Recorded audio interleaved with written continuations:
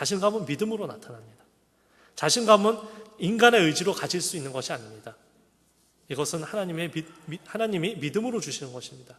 물론 내가 자신이 있다고 생각하는 게 있죠. 근데 그거는 말하자면 false confidence입니다. 내가 자신감이 있다고 생각하지만 그것이 결국 이루어지지 않을 때는 그 자신감도 없어집니다. 하지만 하나님이 주시는 자신감을 가질 때는 그렇지는 않습니다. 에베소서 2장 8절에 보면은 그 은혜를 인하여 믿음으로 말미암아 구원을 얻었나니 이것이 너희에게서 난 것이 아니요 하나님의 선물이라. 여러분들 그거 아셨습니까? 믿음은 뭐죠? 내 안에서 내가 생기는 것이 아니라 내가 믿어야겠다, 내가 믿음이 좀 잘해야겠다, 내 믿음을 잘하게 해야 되겠다, 그게 아니라 믿음은 하나님이 주시는 것입니다. 선물입니다. 마찬가지입니다. 자신감이라는 것을 단어로 대체를 해보세요. 아니죠. 믿음이란 단어를 자신감이란 단어로 대체를 해보세요. 그 은혜를 인하여 자신감으로 말미암아 구원을 얻었나니.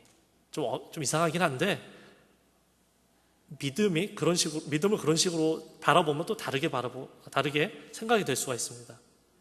하나님이 주신 것입니다. 하나님께서 믿음을 선물로 주실 때 그 선물로 주신 믿음이 우리 마음속에서 어떻게 되죠? 열매를 맺게 됩니다. 그 열매를 맺을 때 나타나는 결과가 자신감이라는 모습으로 우리 생활에 나타나는 것입니다. 무슨 말인지 알아들으시겠어요? 믿음이 열매를 맺을 때 그 믿음의 그 나타나는 결과가 자신감이라는 것입니다. 그런 자신감이 있을 때 기적이 일어나는 것입니다. 우리 신앙생활이라는 게 무엇입니까? 인간의 생각으로 안 될 것 같으나 주님을 믿으니 되는 것을 이제 체험하는 것이 바로 그것이 믿음인 것입니다. 아무거나 다 당연히 순리대로 되는 것을 갖고 그냥 그거를 받아들이는 것 같고 믿음이라고 그러지 않습니다.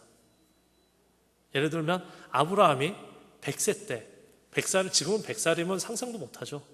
100살 때 자기의 몸이 죽었어요. 자기가 더 이상 아이를 낳지 못한다는 것을 알아요. 그리고 사라의 태가 또 죽었다는 것을 알았어요. 더 이상 아이를 못 낳는다는 것을 알았어요. 하지만 어땠습니까? 하나님이 말씀하셨을 때 그 믿음이 약해지지 않았습니다. 하나님께서 약속하신 그 아들을 주시리라는 그 확신을 가졌던 것입니다. 여기서 말하는 그 확신이 바로 자신감입니다. 중요한 것이 바로 믿음입니다. 믿음이 살아있어야 확신과 자신감이 생기는 것입니다. 또한 믿음이 살아있어야 기적을 체험합니다. 그렇다면 이제 결론입니다. 과연 하나님께서부터 온다는 것인데 내 자신감이란 것이 내가 만들어내는 것이 아니라 My confidence is not based on myself. It's based on God. 하나님께서부터 온다는 거 하는데 그렇다면 어떻게 오는 것인가 궁금하지 않으십니까? 그냥 가만히 누워있으면 주시나요? 자신감은 말씀과 기도에서 생깁니다. 본문 23절에 보면 예수께서 이르시되 할 수 있거든이 무슨 말이냐? 믿는 자에게는 능치 못할 일이 없느니라 라고 말씀하십니다. 이 말씀이 그냥 아무 생각 없이 딱 봤을 때는 별 말씀 아닌 것 같죠. 근데 이 말씀이 미국의 33대 트루먼 대통령을 만드는 것입니다. 트루먼 대통령도 어린 시절에 어땠는지 공부도 운동도 음악도 미술도 제대로 할 수 있는 것이 하나도 없는 정말 만년 꼴찌 그런 학생이었습니다. 그러나 그는 하나님의 이 말씀을 확실하게 믿었고 또 포기하지 않는 믿음으로 끝까지 의지하였기에 미국 33대 대통령이 될 수 있었던 것입니다. 24절에 보면은 그 아이의 아비가 소리를 지르면서 고백을 합니다. 참 재밌어요. 성경의 표현이 소리를 질렀다고 합니다. 곧 그 아이의 아버지가 소리를 질러 이르되 내가 믿나이다. 나의 믿음 없는 것을 도와주소서 하더라. 조금 전까지만 해도 그러나 무엇을 하실 수 있거든 이런 고백을 하던 사람이 주님의 고쳐주실 것을 이제 자신감과 확신을 가지고 기도를 하는 것입니다. 이 아버지의 고백 속에서 우리가 알 수 있는 것은 이 모든 자신감이 우리 자신 안에서 나오는 것이 아니라 하나님께로부터 온다는 사실입니다. 24절의 고백이 약간 이상하게 들리진 않으십니까? 이 사람의 고백이 어떻죠? 내가 믿습니다 해놓고 나의 믿음이 없는 것을 도와주세요 합니다. 그러면 도대체 믿음이 있다는 말입니까? 없다는 말입니까? 이 고백은 이 아버지가 흥분해서 헛소리를 하는 것이 아닙니다. 이는 나의 믿음이 약하니 나의 믿음을 강하게 하여 주시옵소서 라는 고백입니다. 이 고백이 가능한 게 어떤 이유에서 가능하죠? 믿음이 어떤 것인지를 이해한다면 이 고백이 어떤 고백인지를 이해할 수 있습니다. 믿음이 뭐라 그랬죠? 하나님이 주시는 선물입니다. 우리의 자신감이 우리 안에서 나오는 것이 아니라 하나님께서 주시는 것이라는 고백이 바로 이 고백입니다. 우리가 지식이 많고 경험이 많으면 그로 인해 자신감이 생길 수도 있겠지만 결국 우리 자신에게서로부터 나오는 이 자신감은 믿을 수 있는 게 못 됩니다.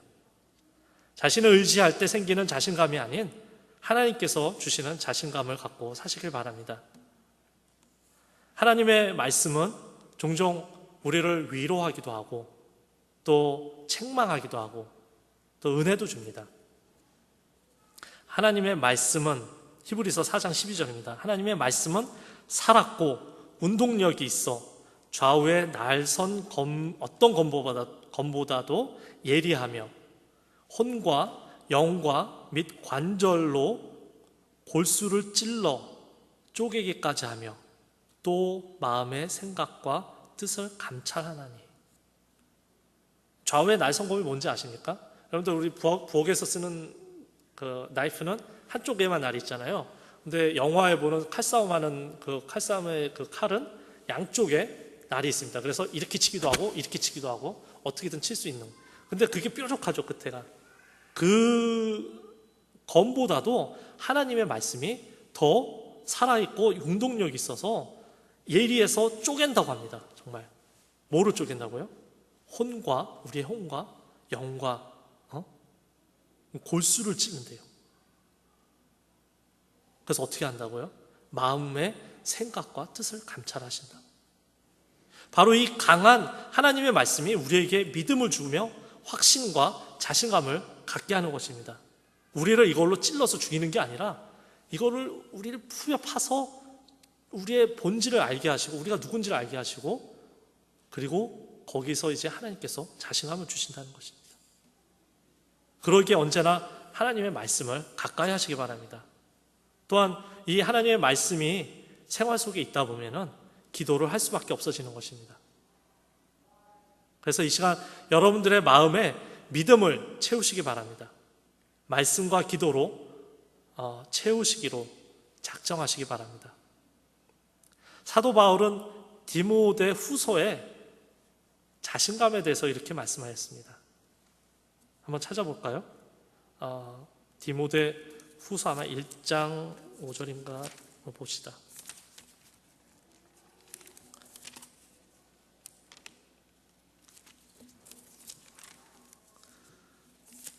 디모데 후서는 좀 뒤에 가 있습니다. 자,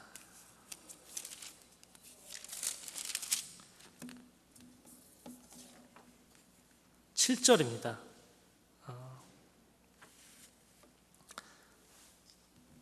디모데 후서 1장 7절입니다. 함께 읽겠습니다. 하나님이 우리에게 주신 것은 두려워하는 마음이 아니요 오직 능력과 사랑과 절제하는 마음이니. 자, 여기서 자신감이란 단어는 안 나오죠. 하지만 하나님께서 우리에게 두려운 마음을 주시지 않다고 합니다. 두려운 마음이 들 때마다 자신감이 없어질 때마다 그것은 하나님이 주시는 것이 아니라는 것을 우리가 기억을 해야 합니다. 하지만 무엇을 주신다고요? 능력과 사랑과 절제하는 마음을 주신다고 합니다. 그래서 이 능력과 사랑과 절제라는 모습으로 이제 자신감이라는 것이 우리에게 주어지는 것입니다. 우리의 마음을 말씀과 기도로 채운다면 이 말씀처럼 하나님께서 우리에게 자신감을 주실 것입니다. 큐티 열심히 하십시오. 기도하겠습니다.